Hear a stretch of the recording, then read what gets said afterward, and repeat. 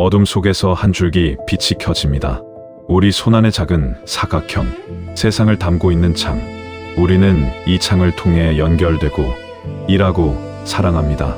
이것은 한 남자가 세상에 새겨 넣은 코드의 결과물입니다. 하지만 이 이야기는 성공 신화가 아닙니다. 천재를 찬양하는 기록도 아닙니다. 이것은 한 인간의 내면에 깊이 새겨진 결핍과 그 결핍을 동력 삼아 폭발했던 선택에 관한 이야기입니다. 그가 걸어간 길에 모퉁이마다 버티고 섰던 불안과 타협을 거부했던 완벽에 대한 집착, 그리고 그 모든 것을 가능하게도 파괴하기도 했던 단 하나의 감정에 대한 탐구입니다. 우리는 그의 삶을 통해 업적의 목록을 확인하려는 것이 아닙니다. 다만 그의 선택 앞에서 잠시 멈추어 서려 합니다. 그가 문을 열었을 때 혹은 닫았을 때, 그가 모든 것을 걸었을 때 혹은 모든 것을 잃었을 때, 그 순간 그의 내면에서는 어떤 코드가 작동하고 있었을까요? 만약 그 자리에 당신이 서 있었다면 어떤 선택을 했을까요? 이 이야기는 스티브 잡스에 대한 것이지만 결국 우리 자신의 선택에 대한 질문으로 끝나게 될 겁니다. 아이는 자신이 선택되었다고 들었다. 양부모는 그에게 세상 전부였고 그들의 사랑은 의심할 여지가 없었다. 하지만 선택되었다는 말의 이면에는 다른 진실이 숨쉬고 있었다. 버려졌다는 것, 그것은 단어가 아니라 감각이었다. 차가운 공기처럼 피부에 와 닿는 설명할 수 없는 근원적인 불안. 그는 특별했다. 동시에 불완전했다. 이 모순은 그의 존재를 흔드는 최초의 코드였다.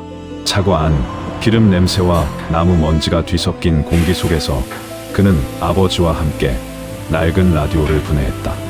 아버지는 기계의 모든 부품이 제자리에 있어야만 완벽하게 작동한다고 가르쳤다. 보이지 않는 곳의 정밀함. 그는 그 가치를 눈이 아닌 손으로 먼저 배웠다. 부품을 배열하고 회로를 연결하며 그는 혼란스러운 세상 속에 자신만의 질서를 만드는 법을 터득해갔다. 그것은 단순한 취미가 아니었다. 자신의 존재를 증명하려는 어린 소년의 필사적인 의식이었다. 나는 이 기계처럼 완벽하게 작동할 수 있다. 내 안의 부품들도 제자리에 놓일 수 있다. 학교는 지루한 곳이었다. 정해진 규칙, 예측 가능한 질문들. 그의 마음은 늘 교실 밖을 헤맸다. 그는 다르다는 시선을 피하지 않았다. 오히려 그 다름을 무기처럼 휘둘렀다. 왜 그래야 하냐는 질문에 정해진 답은 없었다. 그냥 그것이 그 자신이었기 때문이다. 통제할 수 없는 세상 속에서 유일하게 통제할 수 있는 것은 자기 자신이라는 믿음. 그러나 그 믿음 아래에는 더 깊은 질문이 소용돌이쳤다. 나는 누구인가? 나는 어디에서 왔는가? 버려졌다는 기억 없는 기억은 그림자처럼 그를 따라다녔다. 그림자는 공허함을 만들었고 그는 그 공허함을 무엇으로든 채워야만 했다. 더 똑똑해져야 했고 더 특별해져야 했다. 평범함은 곧 버려지는 것과 같았다. 정체성의 불안은 특별한 존재가 되어야 한다는 강박으로 자라났다. 아버지가 만들어준 작업대 위에서 그는 기계를 조립하는 것이 아니었다. 버려진 부품들을 모아 세상에 단 하나뿐인 자신을 조립하고 있었다. 완벽하게. 누구도 다시는 버릴 수 없도록. 그 차고의 어둠 속에서 한 소년의 내면에 결핍이라는 강력한 엔진이 점화되고 있었다. 그는 강의실을 빠져나왔다. 값비싼 등록금, 정해진 커리큘럼. 그 모든 것이 그를 옥죄는 족쇄처럼 느껴졌다. 부모님의 희생을 모르는 바 아니었다. 그러나 이 길의 끝에 자신이 원하는 것이 없다는 직감, 그것이 더 선명했다. 이건 아니야. 마음속에서 울리는 목소리는 논리를 압도했다. 그는 정규 교육이라는 거대한 시스템을 거부하는 쪽을 택했다. 그것은 무모한 반항이 아니라 자신의 내면에서 들려오는 희미한 신호를 따르기로 한 첫 번째 중대한 결정이었다. 대학을 떠난 그의 발걸음이 향한 곳은 서체 캘리그래피의 수업이었다. 시온과는 거리가 먼 오직 아름다움을 위한 시간. 친구들은 이해하지 못했다. 하지만 그는 붓의 움직임에 잉크가 종이에 스며드는 순간에 매료되었다. 세리프와 산세리프, 글자 간의 완벽한 간격. 그는 그곳에서 기술이 아닌 미학을, 기능이 아닌 철학을 보았다. 복잡한 세상 속 단순함의 힘. 아름다움은 그 자체로 기능이라는 것. 이 선택은 훗날 그의 모든 창조물에 새겨질 신미안의 기원이 되었다. 당장의 쓸모를 따르지 않고 마음을 끄는 직관을 믿기로 한 선택. 그날 이후 그의 인생의 방향키는 세상의 지도가 아닌 내면의 나침반을 향하게 되었다. 나침반은 그를 더 먼 곳으로 이끌었다. 인도로 맨발로 낯선 땅을 걸었다. 굶주림과 혼돈 속에서 그는 자신을 비워내려 했다. 물질적인 것, 서구적인 사고방식, 심지어 자기 자신까지도. 그는 그곳에서 깨달음을 얻으려 한 것이 아니었다. 오히려 모든 것을 버리고 싶었다. 버려졌다는 자신의 근원과 마주하고 싶었을지도 모른다. 그 여행은 그에게 구루가 되어주진 않았지만 미니멀리즘이라는 새로운 코드를 새겨주었다. 본질만 남기고 모든 것을 덜어내는 것. 가장 중요한 것은 눈에 보이지 않는다는 것. 그는 텅 빈 채로 돌아왔지만 그 텅 빈 공간에 무엇을 채워야 할지 어렴풋이 알게 되었다. 차고로 돌아왔을 때 그는 더 이상 방황하는 청년이 아니었다. 그의 눈빛은 달라져 있었다. 친구와 함께 만든 투박한 회로 기판. 그것은 단순한 컴퓨터가 아니었다.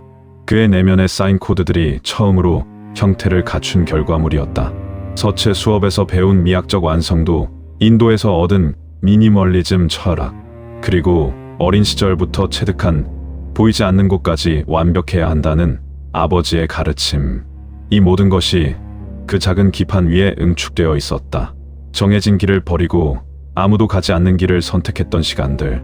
그 선택들이 모여 세상을 바꿀 혁명의 서막을 열고 있었다. 그는 자신의 직관을 믿었고 그 직관은 단 한 번도 그를 배신하지 않았다. 아직은 이건 쓰레기야. 그는 자신이 만든 제품의 시제품을 엔지니어의 얼굴에 집어던졌다. 회의실의 공기는 얼어붙었다. 완벽하지 않으면 존재할 가치가 없었다. 그에게 세상은 두 종류였다. 최고 혹은 쓰레기, 중간은 없었다. 이 이분법적 사고는 혁신을 향한 강력한 채찍이었지만 동시에 동료들의 영혼을 갉아먹는 칼날이기도 했다. 그는 더 나은 세상을 만들고 있다고 믿었다. 더 아름다운 도구를. 하지만 그 과정에서 주변 사람들이 어떻게 부서져 나가는지는 보려 하지 않았다. 아니, 볼 수 없었다.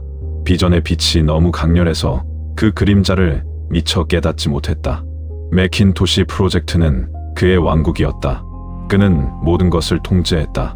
케이스의 각도, 스크린의 색감, 심지어 보이지 않는 내부 회로, 기판의 배열까지도.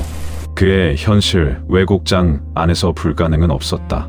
엔지니어들은 밤을 새웠고 한계를 넘어섰다. 그는 신처럼 군림하며 자신의 비전을 현실로 조각해 나갔다. 하지만 그 조각품은 시장의 현실과 동떨어져 있었다. 너무 비쌌고 너무 폐쇄적이었다. 그는 사용자가 무엇을 원하는지 자신이 가장 잘 안다고 확신했다. 그러나 세상은 그의 완벽주의를 받아들일 준비가 되어 있지 않았다.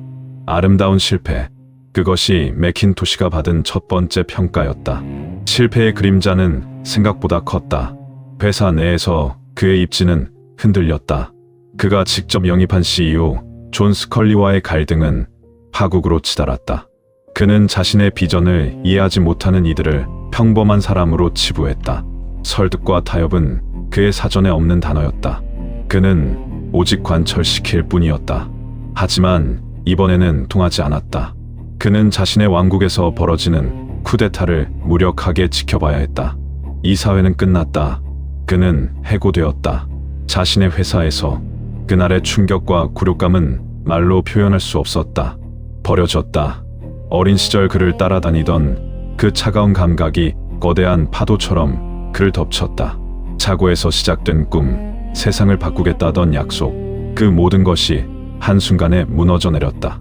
그는 텅 빈 집안을 정처 없이 걸었다. 무엇이 잘못되었을까? 완벽을 추구한 것이 죄였나? 타협하지 않은 것이 오만이었나? 수많은 질문이 머릿속을 맴돌았지만 답을 찾을 수 없었다. 그 다음 날 아침은 유난히 고요했다. 전화는 울리지 않았다. 세상은 그 없이도 잘만 돌아가는 듯했다. 그는 완벽한 제품을 만들었지만 정작 자기 자신은 세상에서 가장 불완전하고 쓸모없는 존재가 된 것만 같았다. 붕괴는 한순간이었다. 광야의 시간이었다. 애플 없는 그는 무엇이었을까? 세상은 그를 실패자로 규정했다. 하지만 그의 내면에서는 다른 일이 벌어지고 있었다. 굴욕감은 죄를 뒤집어 쓴 채 사라지지 않았다. 그것은 분노가 되었고 이내 단단한 오기로 벼려졌다. 내가 틀리지 않았다는 것을 증명하겠다. 실패는 끝이 아니라 새로운 시작을 위한 똑똑한 담금질이었다. 그는 다시 착오로 돌아간 심정으로 새로운 회사를 세웠다. 넥스트니 엑스티. 이름부터 그의 의지를 담고 있었다. 그는 이전보다 더 지독해졌다. 넥스트 컴퓨터는 단순한 기계가 아니었다. 그의 철학이 응축된 예술품이어야 했다. 그는 완벽한 정육면체 형태의 케이스를 원했다. 값비싼 마그네슘으로. 엔지니어들은 불가능하다고 했지만 그는 듣지 않았다. 내부의 나사 하나, 전선의 색깔까지 그의 통제하에 있었다. 애플에서의 실패는 그의 완벽주의를 꺾지 못했다. 오히려 그것이 유일한 무기임을 확신하게 만들었다. 타협하는 순간 본질은 흐려지고 평범해진다. 그는 평범해지기 위해 돌아온 것이 아니었다. 이 과정에서 그는 자신의 코드를 재확인했다.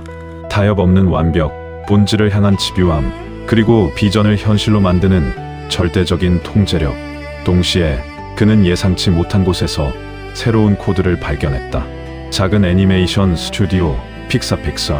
처음에는 하드웨어 판매를 위한 투자였지만 그는 곧 이야기의 힘에 매료되었다. 기술과 예술의 완벽한 결합. 그것은 그가 평생 추구해온 이상과 맞닿아 있었다. 픽사의 창작자들은 그와 다른 방식으로 완벽을 추구했다. 그들은 독선이 아닌 협력을 통해, 통제가 아닌 영감을 통해 세상을 감동시켰다. 그는 그곳에서 관객이 되었다. 한 편의 이야기가 어떻게 사람의 마음을 움직이는지, 캐릭터의 생명을 불어넣는 과정이 얼마나 섬세한 조율을 필요로 하는지 지켜보았다. 기술만으로는 충분하지 않다. 기술은 사람의 마음을 향해야 한다. 이 깨달음은 훗날 그가 세상을 다시 놀라게 할 제품 영혼이 되었다. 넥스트는 상업적으로 실패했지만 그에게는 가장 중요한 학교였다. 그는 완벽한 운영체제를 만들었고 통제력을 잃지 않는 법을 배웠다. 픽사는 그에게 스토리텔링과 감성의 가치를 가르쳐 주었다. 주방의 시간 동안 그는 분노를 에너지로, 실패를 교훈으로, 기다림을 내공으로 바꾸고 있었다. 그의 내면 코드는 더욱 정교하고 강력해졌다. 이제 그는 단순히 최고의 제품을 만드는 사람이 아니었다. 사람들의 마음을 움직일 최고의 경험을 설계하는 사람으로 거듭나고 있었다. 그는 칼을 갈며 때를 기다렸다. 세상이 다시 자신을 필요로 할 그 순간을. 전화벨이 울렸다. 애플이었다. 그가 세우고 쫓겨났던 그곳. 회사는 침몰 직전이었다. 그들은 그가 넥스트에서 만든 운영체제가 필요했다. 그리고 그가 필요했다. 운명의 아이러니. 그는 잠시 망설였다. 과거의 상처가 희미하게 아려왔다. 다시 그곳으로 돌아가야 할까? 굴욕을 안겨준 이들의 손을 잡아야 할까? 하지만 망설임은 길지 않았다. 그의 눈에 애플은 망해가는 회사가 아니었다. 자신이 낳았지만 엉망으로 자라버린 아이였다. 이건 내 집이다.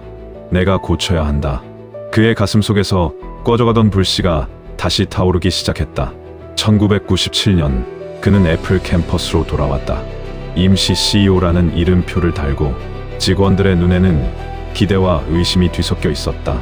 그는 단상에 올랐다. 청바지와 검은 터틀넥, 그의 상징이 된 모습으로. 그는 회사의 위기를 설명하지 않았다. 비전을 제시했다. 세상을 바꿀 수 있다고 믿을 만큼 미친 사람들. 그는 different라는 슬로건을 던졌다. 그것은 단순한 광고 문구가 아니었다. 애플의 잃어버린 영혼을 되찾는 주문이었고 동시에 자기 자신을 향한 선언이었다. 실패와 추방의 시간을 견뎌낸 미친 사람이 돌아왔다는 신호였다. 그의 복귀는 조용하지 않았다. 피바람이 불었다. 그는 수십 개의 프로젝트를 단 몇 개로 정리했다. 자신의 비전에 맞지 않는 모든 것을 쓰레기로 규정하고 가차없이 잘라냈다. 직원들은 공포에 떨었다. 그의 독선적인 태도는 변하지 않았다. 오히려 더 강해졌다. 그는 시간이 없다고 생각했다. 회사를 살리기 위해서는 타협할 여유가 없었다. 이사회와의 지루한 논쟁도 시장 조사 데이터도 그에게는 불필요한 소음일 뿐이었다. 그의 머릿속에는 이미 미래의 지도가 그려져 있었다. 그는 그 지도를 현실로 옮길 뿐이었다. 결정적인 순간, 그는 마이크로소프트와의 제휴를 발표했다. 무대 위 스크린에 빌 게이츠의 얼굴이 떠오르자 객석에서는 야유가 터져 나왔다. 적과의 동침. 그것은 애플의 순수성을 포기하는 행위처럼 보였다. 하지만 그는 흔들리지 않았다. 이것은 생존을 위한 선택이었다. 감정이나 자존심보다 중요한 것은 회사를 살리는 것이었다. 그는 가장 증오했던 경쟁자에게 손을 내미는 실용주의를 선택함으로써 자신이 단순히 꿈만 꾸는 이상주의자가 아님을 증명했다. 이 전환점에서 그는 과거의 실패를 통해 얻은 냉철함을 보여주었다. 열정과 냉정, 이상과 현실. 그는 두 개의 코드를 모두 손에 쥐고 거대한 반격의 서막을 열고 있었다. 애플에, 그리고 자기 자신의 두 번째 기회를. 그는 주머니에서 작은 기기를 꺼내 들었다. 1000개의 노래를 당신의 주머니 속에. 아이팟. 그것은 단순한 MP3 플레이어가 아니었다. 인류가 음악을 소비하는 방식을 영원히 바꿔놓은 혁명이었다. 어떻게 가능했을까? 세상에는 이미 수많은 MP3 플레이어가 있었다. 하지만 모두 복잡하고 투박했다. 그는 본질을 꿰뚫었다. 사람들은 음악 파일을 원하는 것이 아니다. 음악을 쉽고 아름답게 즐기는 경험을 원한다. 그는 클릭휠이라는 단순한 해법을 제시했다. 수천 번의 프로토타입, 수만 번의 다툼 끝에 탄생한 결과물이었다. 완벽한 디자인, 직관적인 사용법, 그리고 그 안에 담긴 기술과 감성의 조화. 그것이 성공의 본질이었다. 성공은 그를 바꾸지 않았다. 오히려 그의 코드를 더욱 강화시켰다. 아이폰 개발은 극도의 비밀주의 속에서 진행되었다. 그는 두 개의 팀에게 서로 다른 프로토타입을 경쟁시켰다. 오직 최고의 결과물만이 살아남았다. 그는 회의 중에 아이디어가 마음에 들지 않으면 욕설을 퍼부었고 프로토타입을 바닥에 내동댕이 쳤다. 그의 주변 사람들은 살얼음판을 걸었다. 하지만 누구도 그를 떠나지 못했다. 그의 비전이 가진 중독적인 힘 때문에 그들은 불가능에 도전하고 있었고 세상을 바꾸는 역사의 한 페이지를 쓰고 있다는 것을 알고 있었다. 그의 현실 왜곡장은 그 어느 때보다 강력하게 작동하고 있었다. 마침내 아이폰이 세상에 공개되던 날, 그는 무대 위에서 마법사처럼 보였다. 터치스크린 위에서 손가락이 미끄러지자 세상은 숨을 죽였다. 전화기, 인터넷, 그리고 아이팟이 하나로 합쳐진 기기. 그는 사용자들이 스스로 무엇을 원하는지 깨닫기도 전에 그 욕망을 먼저 읽고 형태를 부여했다. 그것은 시장 조사의 결과가 아니었다. 한 인간의 집요한 직관과 타협 없는 완벽주의가 빚어낸 결정체였다. 그의 내면에 있던 모든 코드가 비로소 완벽하게 정렬되는 순간이었다. 어린 시절의 결핍, 서체 수업의 미학, 인도의 미니멀리즘, 넥스트의 완벽주의, 픽사의 스토리텔링. 그 모든 것이 작은 사각형 안에 담겨 있었다. 하지만 성공의 빛이 밝을수록 그림자는 더욱 짙어졌다. 그는 여전히 최고와 쓰레기라는 이분법으로 세상을 보았다. 그의 곁에는 존경하는 사람들과 경멸하는 사람들만이 남았다. 그는 세상을 연결하는 도구를 만들었지만 정작 자신은 점점 더 고립되어 갔다. 그의 내면 깊숙한 곳, 버려졌다는 최초의 코드는 여전히 사라지지 않은 채 남아있었을지 모른다.